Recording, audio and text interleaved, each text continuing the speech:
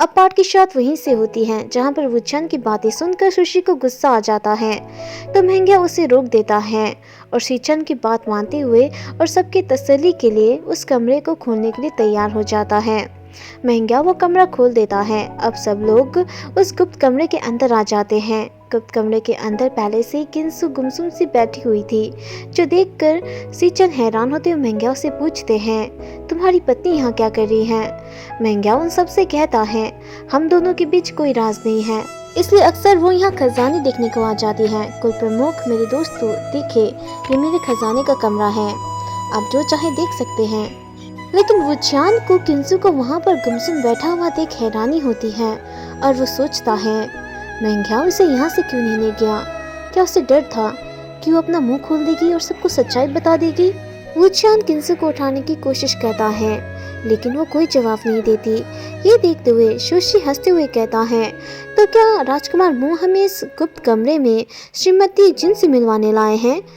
लेकिन वुचान इस बात में ध्यान नहीं देता। वो जल्दी से जाकर उस अलमारी के पर्दे को हटा देता है जहाँ पर उसने कुलप्रमुख का सर देखा था जब उसकी आत्मा पेपरमैन से जुड़ी हुई थी। लेकिन उस पर्दे को हटाते ही वुचान शॉक्ड हो जाता है, क्योंकि उस अलमारी के अंदर कुलप्रमुख का सर नहीं होता बल्कि कुछ और ही चीज होती है, जो देखकर सीचन हैरान होते महंगा से पूछते हैं, महंगा वो क्या है? महंगा मुस्कुराते हुए कहता है, ओह ये एक नायाब खंजर है, इसने अनगिनत लोगों की जानें ली हैं। अगर आप इसे गौर से देखेंगे तो आपको इसमें अपना साया नजर नहीं आएगा, बल्कि किसी औरत, आदमी और बूढ़े का साया नजर आएगा। ये उन आत्माओं का साया है जो कभी इस खंजर की बलि चढ़े हुए थे। इस खंजर में नफरत की ऊर्जा है, इसे काबू करने के लिए मैंने इस पर्दे को इस अलमारी में लगाया है। ये सुनते ही सीचन हैरान होते हुए कहते हैं, तो इसका मतलब? महंगा कहता है, सही पहचाना, ये खंजर वैन रूहान का है। वैन रूहान ने वैंकिंग को दिया था। महंगा कह ही रहा होता है कि तभी किंसु अचानक से अपनी आंखें खोल लेती है और उस खंजर को लेकर खुद को ही मार देती है। ये देखकर सभी लोग शॉक्ड हो जाते हैं। महंगा तो बस रोने का नाटक करने लगता है ताकि किसी को उस पर शक ना हो। और ये देखकर सीचन जल्दी से महंगा के पास जाते हैं, किंसु को चेक करते हैं, लेकिन वो मर चुकी थी। ये देखकर महंगा को तो कुछ समझ ही नहीं आ रहा होता। वो गुस्से में उन सबसे रोते हुए कहता है, ये सब चल क्या रहा है? आप सब लोग अचानक यहाँ क्या कर रहे हैं? और मुझसे ये कमरा खोलने की जिद क्यों की? बताइए, क्या आप लोग मुझसे कुछ छुपा रहे हैं? ये कहते ही महंगा जोर जोर से रोने लगता है। तभी वहाँ पर जैन और हसंग आ जाते हैं, जो ये नज़ारा देखकर शॉक्ड हो जाते हैं। और वुचान को वहाँ देखकर जैन हैरान हो जाता है और हैरान होते हुए जिनमिन से पूछता है, यहाँ हो क्या रहा है?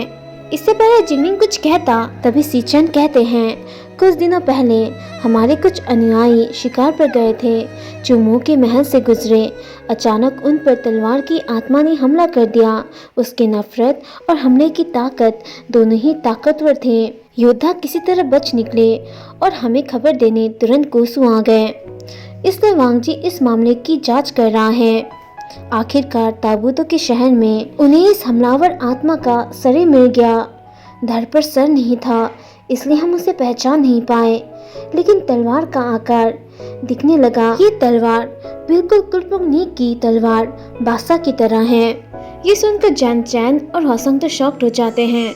महंगा तो रोने का नाटक करते हुए कहता है, क्या कहा बादशाह? इसका मतलब वो लाश कुलप्रमुख की थी? ये कैसे हो सकता है? उन्हें लापता हुए तो कई साल हो चुके हैं, ये नामुमकिन है। ये सुनते ही हसंग तो पूरी तरह से टूट जाता है। वो रोते हुए सीचन से कहता है, भाई सीचन, क्या ये सच है? सीचन हाँ कहते हैं, जो सुनते ही हसंग तो बेहोशी हो जाता है। महंगा रोते हुए कहता है, शरीर के टुकड़े टुकड़े कर दिए, सर को धड़ से अलग कर दिया। आखिर कौन इतना नीचे गिर सकता है? कौन ऐसी हरकत कर सकता है? सीचन कहते हैं, जब हमें खबर मिली और हमने सर की तलाशी शुरू की तो सबूतें अपने आप मिटने लगी। ये सुनते ही महंगा हैरान होते हुए कहता है, इसका मतलब आप यहाँ तलाशी करने आए थे? आपको मुझ पर शक था? महंगा गुस्से में कहता है, आप लोगों को कैसे पता चला कि यहाँ एक गुप्त कमरा है और कुलप्रमुख का सर यहाँ रखा है? इसमें सीचन कुछ नहीं कहते तो महंगा सीधे वुचान की ओर देखता है और गुस्से में कहता है, वुचान घबरा जाता है क्योंकि अब उसके पास कोई सबूत नहीं बचा था जिससे वो ये साबित कर सके कि मेंग्याओ ही वो है जिसने कुलपुर्णी की जान दी थी। इस खत के बारे में वो उन लोगों को भी बता नहीं सकता था क्योंकि किंसो भी मर चुकी थी। मेंग्या गुस्से में कहता है, मोह जॉनशु, तो तुम ही हो जिसने इन सबको ये झूठ कहा है। आखिर तुम्हें मेरे खिलाफ इतनी घिनौनी साजिश रचकर क्या हासिल हुआ? तभी सुशी भी कहता है, मो जॉनशु, पिछली बार तुम्हें यहाँ से निकाल दिया गया था श्रीमती जिन को परेशान करने के लिए, लेकिन मुझे ये बात समझ नहीं आ रहा कि तुम हांग वांगजुन के अच्छे दोस्त कैसे बन गए। मेंग्या गुस्से में कहता है, मैं गड़े हुए मुर्दे तो नहीं उखाड़ना चाहता, लेकिन मैं सच जरूर जानना चाहता हूँ। मेरी सुने खुदकुशी कर ली, क्या तुमने उसे ऐसा करने में मजबूर किया है? ये कहते ही मेंग्या अपनी तलवार से वुचान पर हमला कर देता है कि तभी वांगजी वुचान के सामने आकर उसे बचा लेता है और सुशी से कहता है, शांत हो जाओ। सुशी गुस्से में कहता है, तुम इस आदमी का पक्ष क्यों ले रहे हो? वांगजी को शांत करते हुए वुचान कहता है, लैंसन हट जाओ। और जैसे ही वांगजी हटता है तभी सुशी वुचान पर अपनी तलवार से हमला कर देता है। तो उससे बचने के लिए वुचान जाने अनजाने में अपनी तलवार को म्यान से निकालकर उससे लड़ने लगता है और ये देखते ही सभी लोग शॉक्ड हो जाते हैं। तब जाकर वुचान को एहसास होता है कि ये उसने क्या कर दिया। और मेंग्या गुस्से में कहता है, तो तुम यिलिंग के कुल प्रमुख हो? तभी होशंग को भी होश आ जाता है। ये सुनकर जिनलिंग डर जाता है।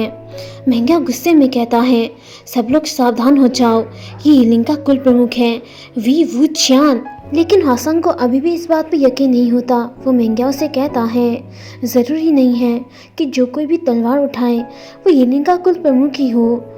क्या आपको कोई गलत फहमी तो नहीं हुई है ना? मेंग्या कहता है, बिल्कुल नहीं, ये यिलिंग का कुल प्रमुख वी वुचान ही है। अगर तसल्ली करना चाहते हो तो इसका मुखौटा उतार दो।